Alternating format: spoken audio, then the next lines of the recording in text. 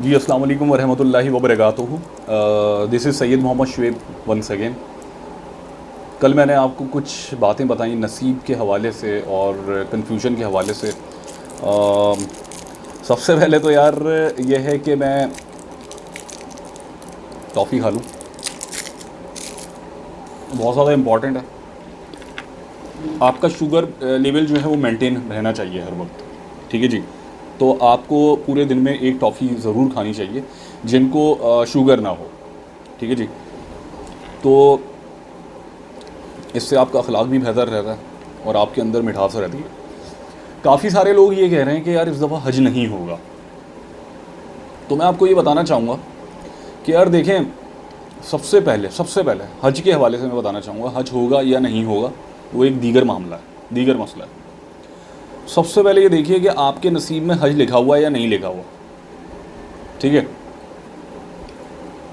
अगर तो आपके नसीब में हज है,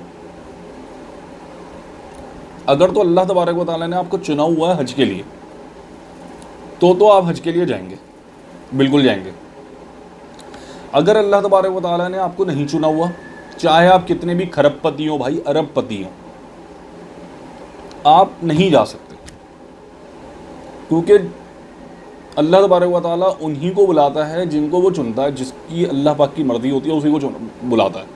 अल्लाह पाक एक ऐसे बंदे को भी बुला लेता है जिसके पास एक रुपया भी नहीं होता, और एक ऐसे बंदे को नहीं बुलाता जो रबपति खरबपति हो। पहली बात तो ये हो गई। अब दूसरी इंपॉर्टेंट चीज़ हो गई भाई कि मैं आज ही वीडियोस देख रहा था, चूँकि मेरी Ejazul Harmain travel and tours private limited एक कंपनी है जिसमें उम्रे के हवाले से और हज के हवाले से भी हम लोग अक्सर बेशतर काम कर रहे होते हैं, ठीक है जी। वज़ारत हज ने वाज़े तौर पर बताया है कि हज होगा, ठीक है जी, बिल्कुल होगा।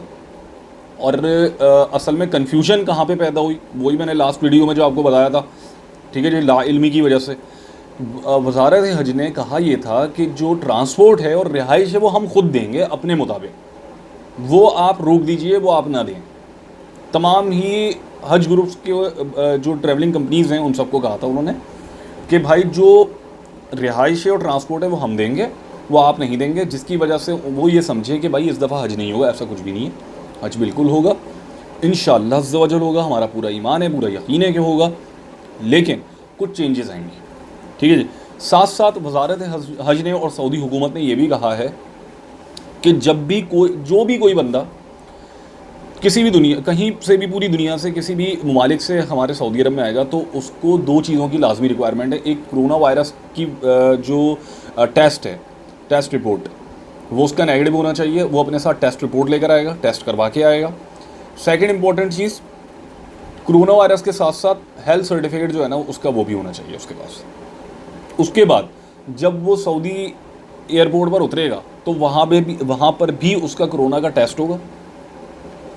अगर कोरोना का और उसके अलावा कोरोना के टेस्ट के अलावा जब वो एरोप्लेन के अंदर बैठेगा, ठीक है जी, एंटर होगा एयरपोर्ट में पाकिस्तान से, तब भी उसका टेस्ट होगा, उसको चेक किया जाएगा कि वाक़ईतन उसको कोरोना तो नहीं है। जब वो सऊदी अरब के एयरपोर्ट पे उतरेगा तब भी उसको चेक किया जाएगा कि भाई उसको वाक़ईतन कोरोना वायरस की कुछ सिम्टम्स तो नहीं है। हल्का सा भी किसी को 1% भी पॉजिटिव हुआ तो वो क्या करेंगे, वो उसको वहाँ से डिपोर्ट कर देंगे, ठीक है जी, वो हज नहीं कर सकेगा।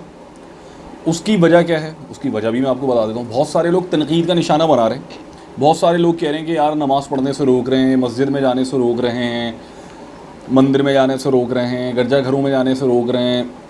हर तबके के लोग जो हैं वो यही मतलब कर रहे हैं, मस्जिदों में इबादत होती है, ये क्यों रोक रहे हैं। देखें भाई, मैं आपको वाज़ेह तौर पर एक बात बताऊँ, थोड़ा सा सुनिएगा ज़रा और से मेरी बात को, उसके बाद कोई भी मतलब ये समझ लीजिए अपनी सोच को लेकर आइएगा। पहली बात तो ये कि सऊदी अरब में 25 लाख मुसलमानों ने हज किया था पिछले साल 2019 में, या कमोवेश इससे ज़्यादा या कम होंगे, लेकिन 25 लाख थे।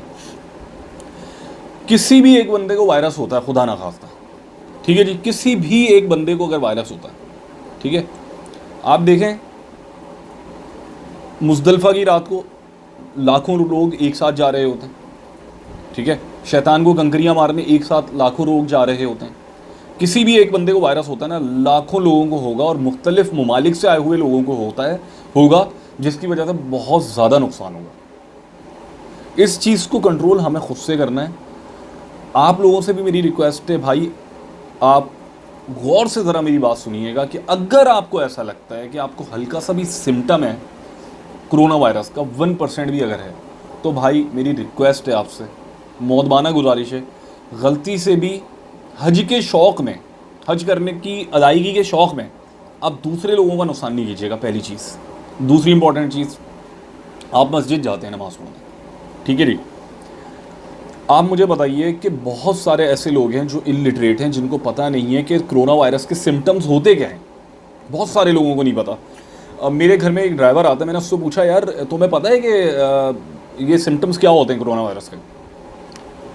कहने लगा, यार शुएब भाई मुझे नहीं पता। अब अंदाज़ा लगाएं, हज़ारों लाखों लोगों को पता ही नहीं है कि इसके सिम्टम्स क्या होंगे।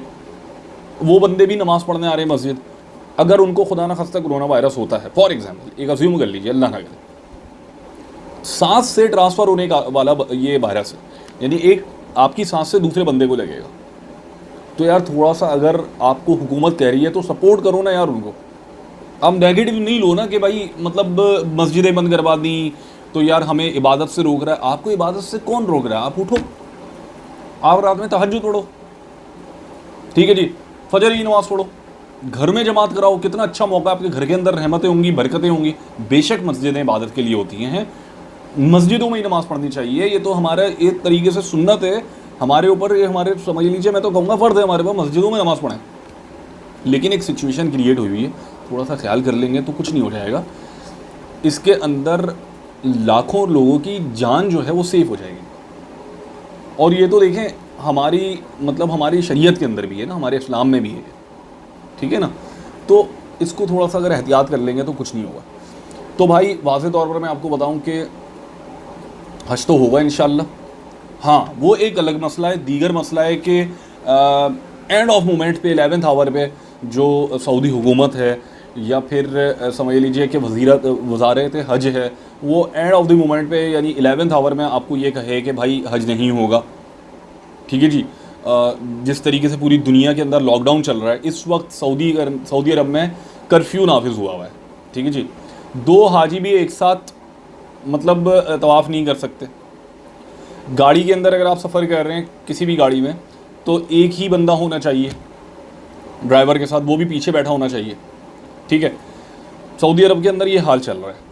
तो वज़ारत हज और सऊदी हुकूमत जो है वो इस स्टेप को लेने में बहुत ज़्यादा सोच भी रहे हैं, और अभी उन्होंने ये कहा है कि हम मुख्तलिफ़ चीज़ें, मुख्तलिफ़ ऑप्शन हैं उनके पास, कि हो सकता है कि हम सिर्फ़ और सिर्फ सऊदी अरब के जो रिहायशी लोग हैं उनको हम मतलब हज के लिए ओपन कर दें, या फिर हम जो गल्फ़ कंट्रीज़ हैं उनके लिए ओपन कर दें, या फिर हम पूरी दुनिया के लिए ओपन कर दें, और कोरोना वायरस का उनके पास रिपोर्ट हो बाकायदा कि उनका कोरोना वायरस नेगेटिव में है, और उनका हम बाकायदा टेस्ट करें कोरोना वायरस का रिपोर्ट एयरपोर्ट्स के ऊपर। इस तरीके से भी हो सकता है। तो भाई जो र्यूमर्स हैं ना वो ना फैलाएं, ठीक है जी, और अल्लाह तबारक व तआला से दुआ करें कि जो भी मामलात हैं ये बहुत ही अच्छे तरीके से निमट जाएँ।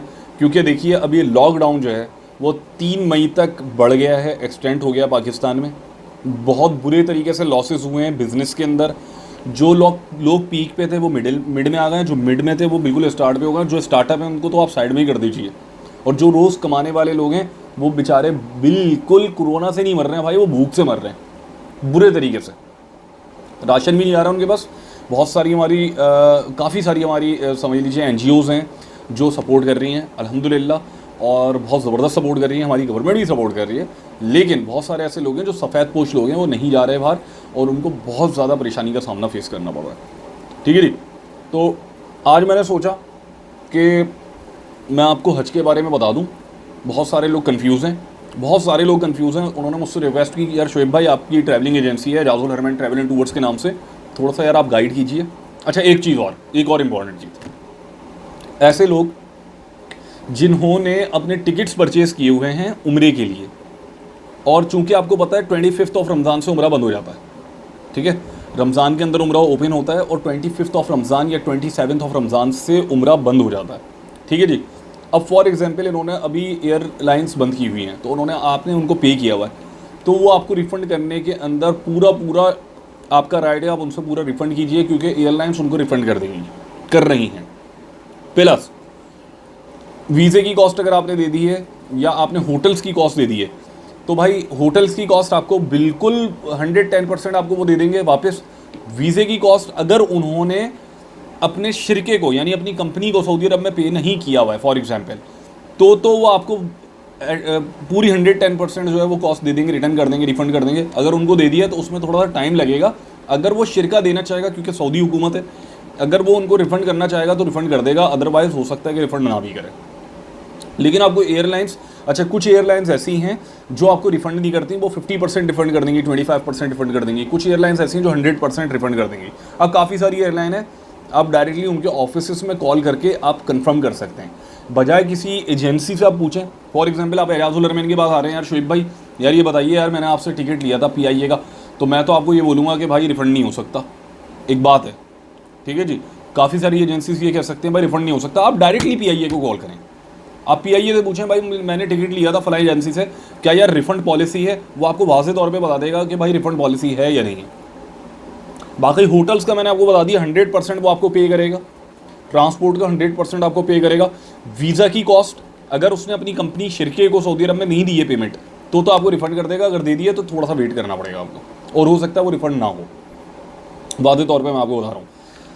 लिहाजा मेरे भाइयों, मेरे दोस्तों और जितने भी लोग मुझे देख रहे हैं, सबसे पहले तो मैं आपको ये कहूँगा कि मोहतबाना मेरी रिक्वेस्ट है कि भाई मेरे इस चैनल को सब्सक्राइब कर लीजिए और बेल के आइकन को प्रेस कर दीजिए, ताकि मेरी अपकमिंग आने वाली जितनी वीडियोज़ हैं उनसे आप मुस्तफ़ीद हो सकें, क्योंकि मैं अपने एक्सपीरियंस ही आपको शेयर कर रहा होता हूँ, इससे ज़्यादा कुछ नहीं कर रहा होता। जितना इल्म है उतना मैं ट्रांसफ़र कर रहा होता हूँ, इससे ज़्यादा नहीं, ठीक है जी। सेकंड इंपॉर्टेंट चीज़, मेरी वीडियो को ज़्यादा से ज़्यादा शेयर कर दीजिए, ताकि ऐसे लोग जो हज पे जाना चाह रहे हैं वो बेचारे परेशान ना हो, डीमोटिवेट ना हो। इंशाअल्लाह अल्लाह पाक से पूरी उम्मीद है कि इस दफ़ा भी हज ओपन रहेगा, और बस उसकी एहतियाती तदाबीर होंगी कुछ। और अगर आपका बुलावा होगा तो आप ज़रूर जाएंगे, बुलावा नहीं होगा तो आप कितनी भी कोशिश कर लें आप नहीं जा सकते, ठीक है जी। इंशाअल्लाह नेक्स्ट वीडियो में हाजिर होते हैं इस उम्मीद के साथ कि अल्लाह तबारक व तआला हम सबका हामी व नासिर हो। अल्लाह ने के बाद।